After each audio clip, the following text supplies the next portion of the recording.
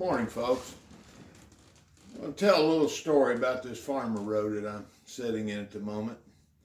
About 12, 13 years ago, I stopped by a good friend's shop, Ronnie.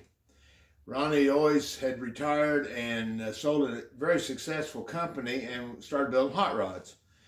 I done every interior on every hot rod Ronnie ever built, probably around 8 or 9.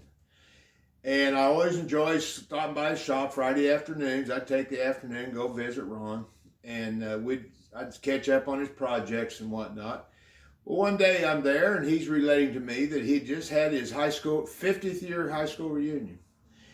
And he made mention that he ran into an old friend at the reunion, the friend that actually grew up here in Seymour, and had been Ronnie's best man in his wedding. But Ron had lost contact with him over the years. Finally found him at the reunion, and they got together and talked. Well, the man's name was Lee, and Lee related to Ron that his uncle had passed away. His uncle owned a salvage yard, and his uncle had left him a little Crosley that looked a lot like a Jeep. Well, instantly, I perked up. I said, Ron, I need the man's phone number. Ron said, I don't have his phone number. I didn't get a phone number. I said, you got to get me a phone number. Well, I checked back with Ron for like the next 3 years, and Ron, no, I don't have a phone number. So, one winter afternoon, nothing to do, I'm on Facebook, and just for giggles, I type in Lee's name in Facebook. The very first name that pops up at the top of the page is a young lady in the Navy stationed in Hawaii. Okay, it's a shot. I send her a personal message. By any chance, do you know Lee? Fill in the blank. She fires right back. My grandpa. Oh, can I have his phone number? Sure. She gives me his phone number. I call Lee. So, Lee, I understand you have a farmer road. Yes. What are your plans? Oh, I'm going to fix it up. Now, at this point, Lee's Lee's like in his mid-70s. So I said, well, okay, if you ever need help with it, let me know. I'd be glad to help you with it. I left it at that. But I did about once a year, I'd check in because I had his phone number, and I'd say, how you doing on the project? Just kind of friendly. Several years passed, and Ron died, and I thought, well, that's probably the end of this. And at Ron's funeral, I thought maybe I'd run into Lee, but Lee didn't come down for it, so there we were. So I went to Wauseon like 2 years ago, and I made up my mind there that I was going to get a farmer road. I looked at a couple for sale at Wauseon. One of them was in South Dakota. I just couldn't pull the trigger on that one. That was a haul, and the bill alone for hauling it would have been over $2,000 if I didn't go get it myself. I couldn't take off a week of work. That's what it would have involved. The other one, the motor had been swapped out with some Japanese motor or something. No, I'm not into that. So I'm sitting there. I get home from Wauseon. I thought, I'm calling Lee. I call Lee. I said, Lee, here's the deal. I'm going to ask you one more time. And if you say no, that's fine.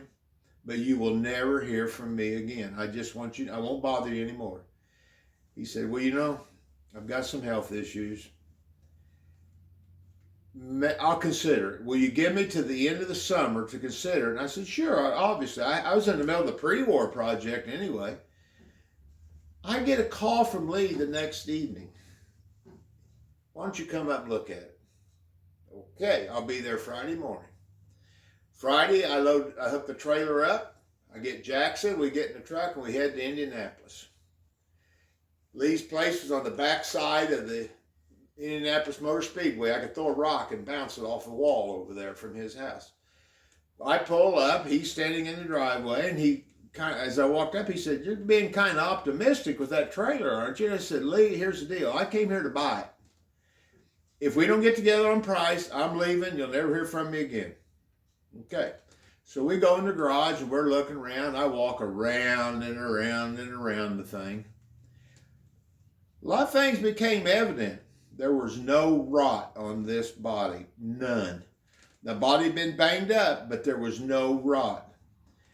It had 2,600 original miles. That's a plus. Had the dual tires for the back, had the military type tires all the way around, the tractor lug tires on the extra set on the duals. So I'm thinking, somebody done bolted the body. It was just sitting on there. I checked the antifreeze, green, the oil looked good. So I said, what do you want? How much you take for it? He said, I don't know what they're worth. And I said, well, he was a member of the CAC, so he had an idea. So I kept asking him to set the price. He wouldn't talk. And I said, I'm not going to price your vehicle.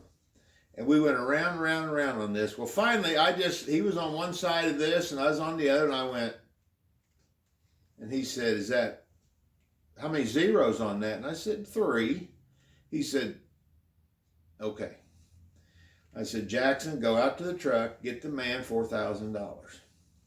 I went to the trailer and got the air compressor up so we could air the tires up.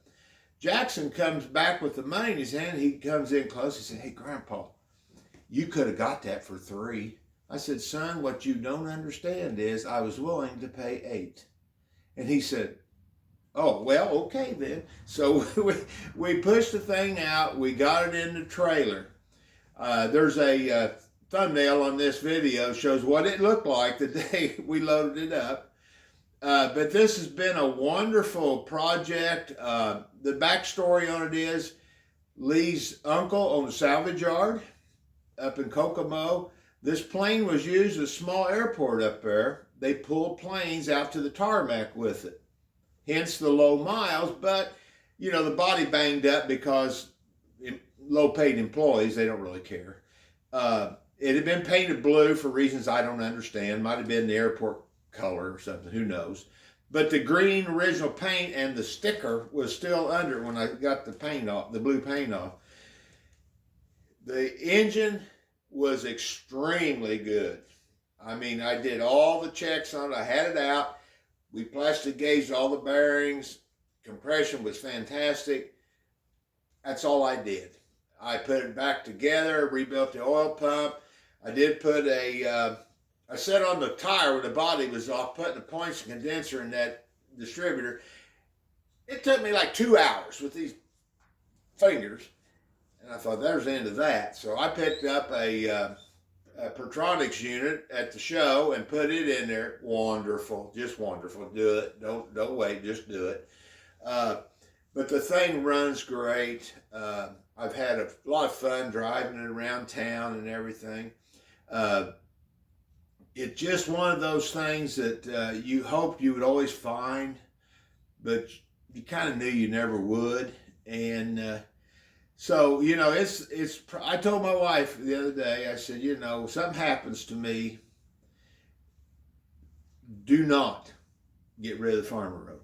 That'll be Jackson's, and do not get rid of the Farmer Road. I'll get rid of every Crosley I own, but not the Farmer Road. So it's been, like I said, it's been a lot of fun. I've had a good time working with it. It's a joy to drive. It's actually quite spiffy out on the road.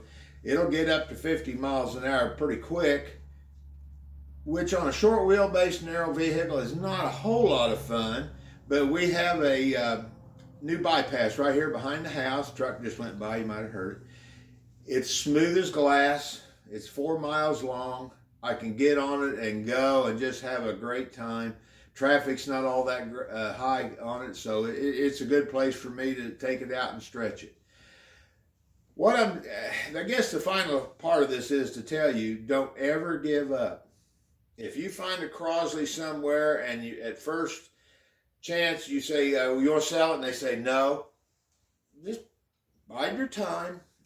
Things may change, but never give up. If you see that Crosley you've always wanted out there, don't take no for an answer. Be nice, but keep coming back and checking in with the fella now and then. Lee has seen this. He came down and seen it after I got done. Very, very pleased with the way it turned out. And there's some of the guy, like Barry Seal had to make me a windshield because the windshield's missing. We don't know where it's at. It was just gone. So Barry made me a windshield. That was nice. But everything else, this paint is as close as I could possibly get to the original color. I took the taillight assembly off of it, and under the brake light was the original paint in pristine condition. I took it up to the local Sherwin-Williams here in town, just up the street, and they scanned it. They have a industrial coating called SureChem, and it is a wonderful coating for an implement like this, because this is what it is. It's a farm implement. But it really lays down nice. It holds its color well. It's been a really joyful thing to look at, and gotten a lot of compliments on it for how nice it looks and everything. And I don't know who it was. Somebody said, I think that's the closest to the original we've ever seen. So I'm happy about it. This and the truck are probably the two closest to absolute proper restorations I've done. The rest of the cars always had an issue that would not allow restoration, a big point of restoration. But the truck and the Farmer Road are very, very close. Anyway, that's the story on the Farmer Road. Thanks for watching.